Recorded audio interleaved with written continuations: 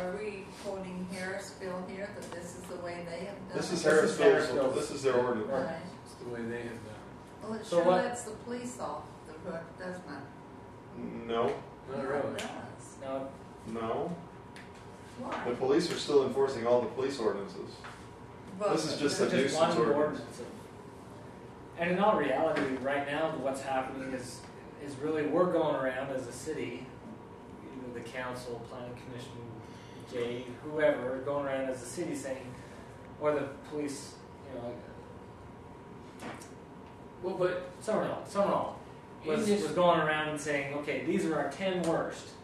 Let's go after them first, and let's move on this and try to get some things cleaned up around here. okay, so but So you is can't that just wrong? go after because a citizen says something. There's got to be you've got to be breaking a law. So So this is the law okay, if we so put it in place. why can't some enforcement? I mean, I'm thinking there's probably individuals out there that would like to be good neighbors that wouldn't mind if their neighbors cleaned up, but they're trying to get along. So why isn't there some enforcement that when somebody's breaking the law, you know, if I speed along the highway, they don't mind pulling me over. Now, I don't know who's supposed to be enforcing this law. In Willard City, I think it's nobody, and that's the problem.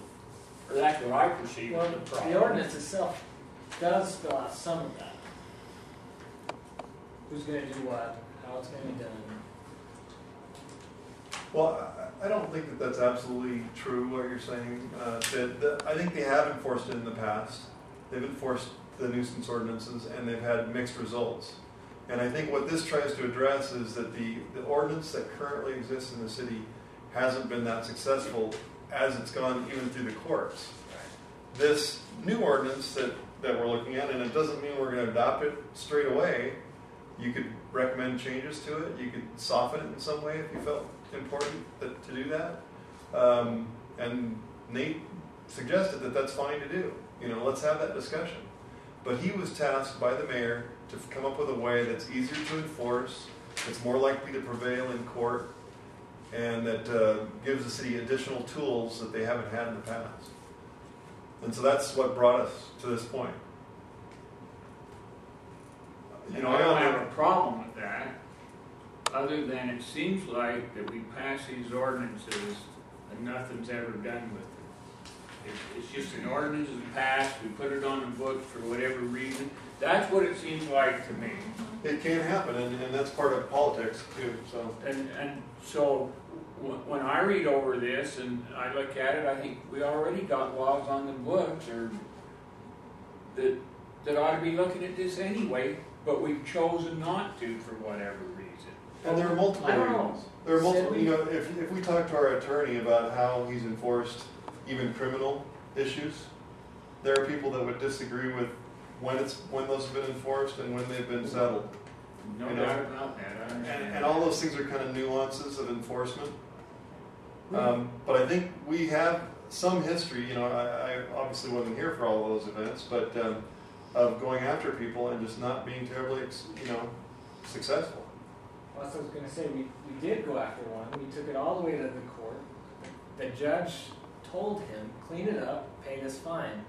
Did he do either of them? No. So where do we go with that? Well, this allows the city to lien the property. That's why I'm saying there wasn't They can anything else record we it could against go the with deed that. on the property, and if they don't continue to not pay it, there's they have an auction of the property on the steps of the So all we courthouse. need is a lien option, not all the other rules?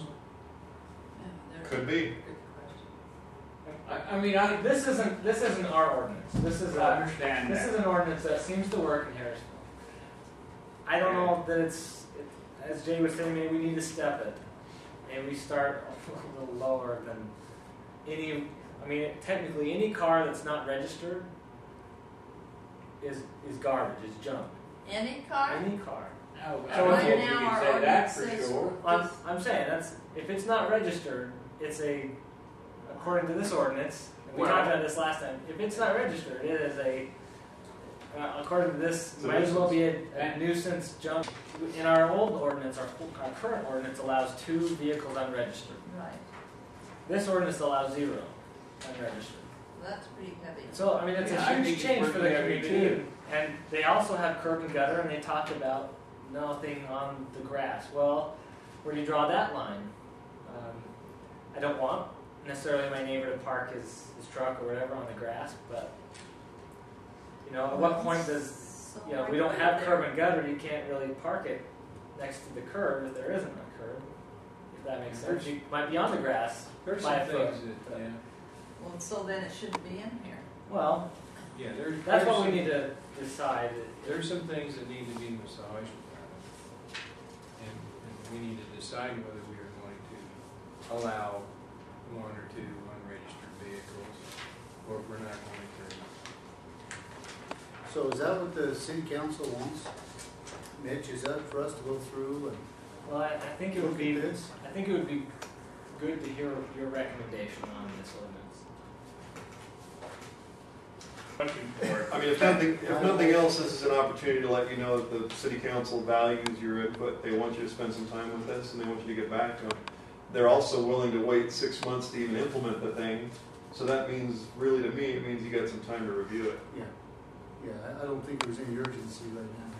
I'd like all of us to review it and come back with some highlighted items and discussion items on it. If whatever you make the ordinance, all the current residents have to abide by it. What's the grandfather?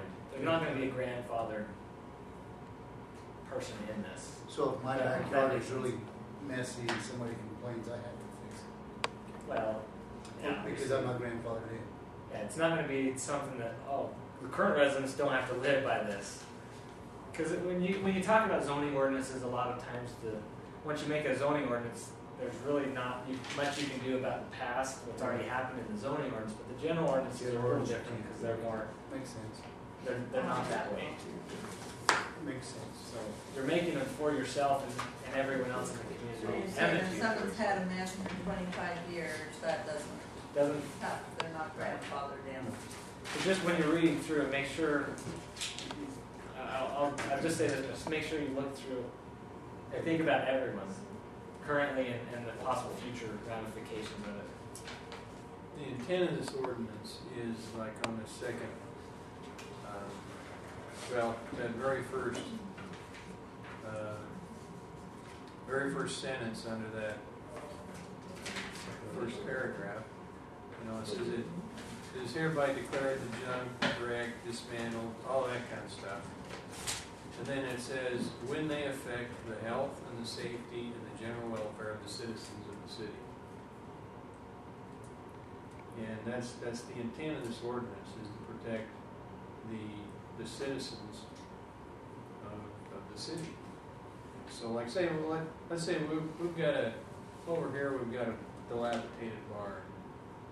You know, I don't know, is it a fire hazard? I don't know, if somebody complains about it, well then the police chief goes over and checks it out.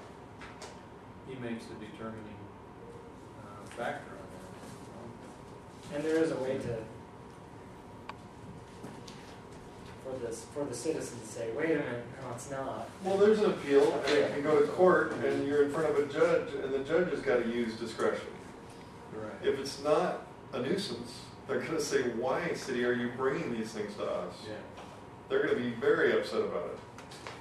So, you know, there's discretion involved in it, but what I'm just saying, the whole point of this is that if it's a nuisance that affects the health and general safety of citizens, then we need to jump on it and take care of it. There's here in Willard that have barns, they have milk barns, they have corrals. We started allowing subdivisions into the city, and we have people move into the city in a subdivision bordering a barn that has corrals and whatnot, and you get smells from it. And they start complaining, what is the farmer supposed to do? I mean, we have to take that into consideration too, so.